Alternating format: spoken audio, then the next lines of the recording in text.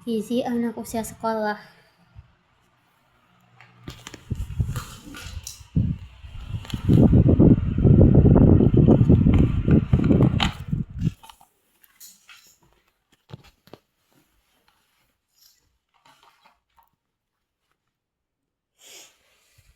Pengelompokannya dari usia 6-10 tahun.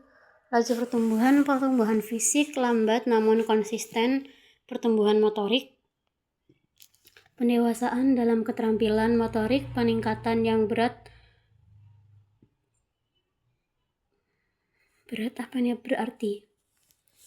dalam keterampilan kognitif, sosial, dan emosional. Perkembangan fisik anak usia sekolah, memiliki fisik yang lebih kuat, aktivitas menonjol, memiliki keterampilan motorik atau bermain. Motorik yaitu seperti pengendalian gerak tubuh, kegiatan terkoordinasi, saraf, otot, otak, dan spinal cord. Ada motorik kasar dan motorik halus. Motorik kasar seperti duduk, menendang, berlari, naik, dan turun tangga. Motorik halus seperti memindahkan benda, mencoret-coret, menyusun balok, menggunting, menulis, dan yang lainnya. Perkembangan makan. Kebiasaan makan yang terbentuk, jenis makanan yang disukai dan tidak disukai pada masa ini, dasar bagi pola konsumsi makanan dan asupan gizi di usia selanjutnya. Perkembangan makan sangat dipengaruhi oleh teman sebaya, lingkungan, dan keluarga. Fase Johnny won't eat. Cara yang dapat dilakukan orang tua yaitu memperhatikan porsi yang pantas untuk anak, memperkenalkan makanan baru, pola makan orang tua seimbang, situasi lingkungan nyaman, dan anak-anak tidak menyukai makanan terlalu menyengat. Perkembangan psikologis, perkembangan emosi, perkembangan kognitif, perkembangan mental. Karakteristik anak usia sekolah secara fisik dan jasmani yaitu pertumbuhan lambat namun teratur, anak wanita lebih berat dan lebih tinggi, anggota badan memanjang sampai akhir masa ini, peningkatan koordinasi besar dan otot-otot halus, pertumbuhan tulang, pertumbuhan gigi tetap, gigi susu tanggal atau copot, kemudian penglihatan normal, timbul haid di akhir masa ini.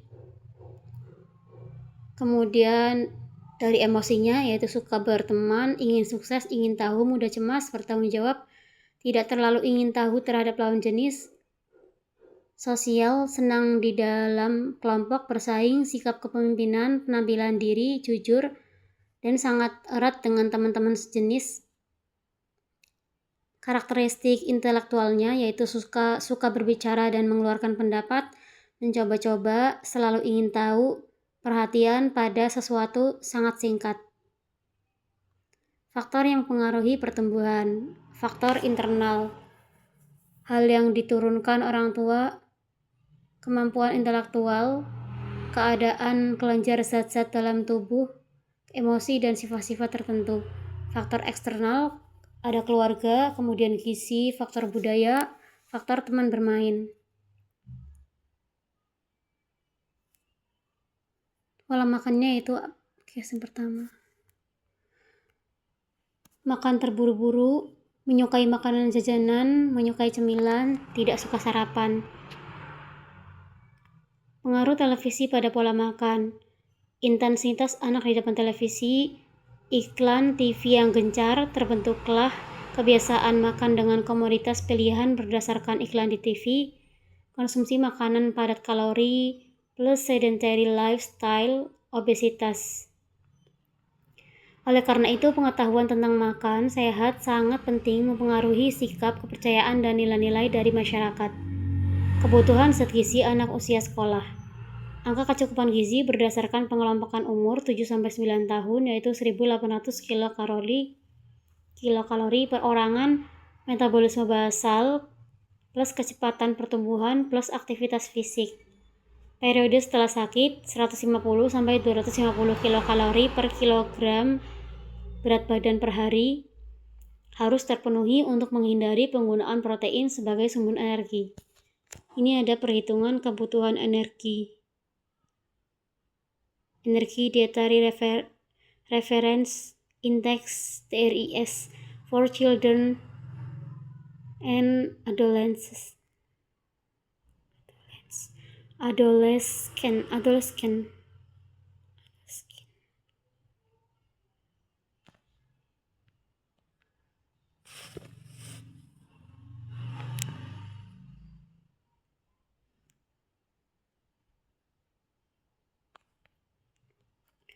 Kebutuhan zat gizi anak usia sekolah. Angka kecukupan gizi berdasarkan pengelompokan umur 1,5 sampai 2 gram per kilogram berat badan, 10 sampai 15% dari kebutuhan energi. Sumber protein yang disarankan yaitu telur, susu, daging, unggas, ikan kerang, kacang-kacangan. Penilaian asupan protein anak didasarkan pada kecukupan untuk pertumbuhan, mutu protein yang dimakan, kombinasi makanan dengan kandungan asam amino esensial yang saling melengkapi, kemudian kecukupan asupan vitamin, mineral, energi. Kebutuhan zat gizi anak usia sekolah ada lemak. Lemak merupakan sumber energi bagi tubuh. Defisiensi dalam tubuh akan mengurangi kesediaan energi. Katabolisme protein. Defisiensi asam lemak mengganggu pertumbuhan dan menyebabkan terjadinya kelainan dalam kulit. Kebutuhan 20-25% dari kebutuhan energi. Kemudian ada karbohidrat. Karbohidrat adalah sumber utama dari energi, diperlukan untuk proses metabolisme lemak. Kebutuhan 50-65% dari total kebutuhan energi. Sumber makanan, beras, umbi-umbian, serealia, biji-bijian, dan gula. Kemudian vitamin membantu proses metabolisme. Angka kecukupan vitamin, lihat dalam tabel angka kecukupan gizi. Vitamin D diperlukan untuk membantu penyerapan kalsium, pembentukan tulang dan gigi. Anak yang tidak mengkonsumsi buah dan sayur perlu diperhatikan asupan vitamin A dan C. Anak yang tidak minum susu dapat diperhatikan asupan riboflavin dan vitamin D. Kemudian mineral. Kalsium penting untuk pertumbuhan dan mineralisasi tulang dan gigi. Anak memerlukan kalsium 2-4 kali lebih besar per unit berat badan dibandingkan orang dewasa. Asupan kalsium rendah memperlambat laju pertumbuhan dan mineralisasi tulang dan gigi. Bahan makanan sumber utama, susu dan hasil olahannya. Besi, defisiensi zat besi merupakan masalah pada anak di Indonesia. Kebutuhan zat besi bervariasi menurut tingkat pertumbuhan, peningkatan total massa besi, dan penyimpanan besi. Besi dengan nilai biologis tinggi. Hewani biologis, kemudian hewani biologis rendah, dan non-hem atau yang nabati. Kebutuhan zat gizi anak sekolah, kemudian ada mineral. Seng merupakan bagian dari enzim-enzim yang berperan dalam metabolisme, mempunyai peran penting dalam proses pertumbuhan, fungsi kognitif, pematangan seks, fungsi kekebalan, dan pemunahan radikal bebas. Kekurangan zat seng, zinc, terganggunya indera perasa, hambatan pertumbuhan, diare, luka sukar sembuh, dan menurunnya fungsi kekebalan. Sumber makanan itu dari hewani, daging, ikan, dan kerang. Serat dan asam fitat dalam makanan nabati menghambat ketersediaan biologis seng. Kebutuhan zat gizi anak usia sekolah, kemudian ada mineral yodium, kecukupan 7-9 tahun 120 mg, laki-laki dan perempuan 10-12 tahun 120 mg. Yodium di dalam tubuh terdapat pada kelenjar tiroid yang diperlukan untuk pertumbuhan normal, perkembangan fisik, dan mental. Yodium juga berperan dalam perubahan karoten menjadi bentuk aktif vitamin A dan sintesis protein. Yodium sangat penting untuk pertumbuhan dan perkembangan anak secara fisik dan mental. Penanggulangan kekurangan yodium melalui fortifikasi garam. Masalah gizi dan masalah kesehatan anak. Gizi kurang, gizi buruk, gizi lebih. KVA, anemia zat gizi, kemudian GAKI, tadi ya gangguan kekurangan yodium. Kemudian ada karies gigi, kasus pertama, kasus kedua.